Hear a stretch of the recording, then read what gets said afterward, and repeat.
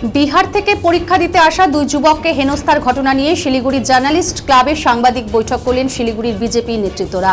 শনিবার দুপুরে শিলিগুড়ি জার্নালিস্ট ক্লাবের সাংবাদিক বৈঠক করে ঘটনার তীব্র নিন্দা প্রকাশ করেন বিজেপির শিলিগুড়ি সাংগঠনিক জেলা সভাপতি অরুণ মণ্ডল, শিলিগুড়ির বিধায়ক শঙ্কর ঘোষ এবং মাটিগাড়া নকশালবাড়ি বিজেপি বিধায়ক আনন্দময় বর্মন।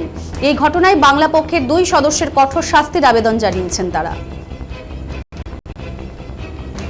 সাংগঠনিক জেলার পক্ষ থেকে আজকের এই প্রেস কনফারেন্সের জন্য আমরা বসেছি।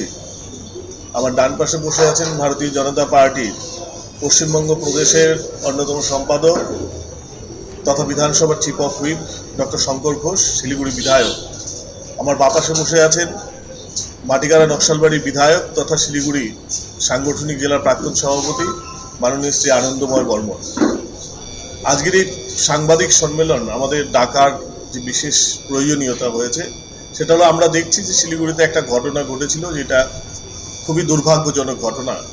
বাংলা পক্ষ বলে কোনো এক পক্ষ যে বিহারি মানুষ যারা বিহার থেকে ছিল যারা পরীক্ষা দেওয়ার জন্যে, তাদেরকে কিভাবে তাদেরকে হেনস্থা করেছে তার বিরুদ্ধে আমরা প্রতিবাদ জানাতে এবং ধিক্কার জানাতেই আমরা আজকের এই সাংবাদিক সম্মেলন করছি।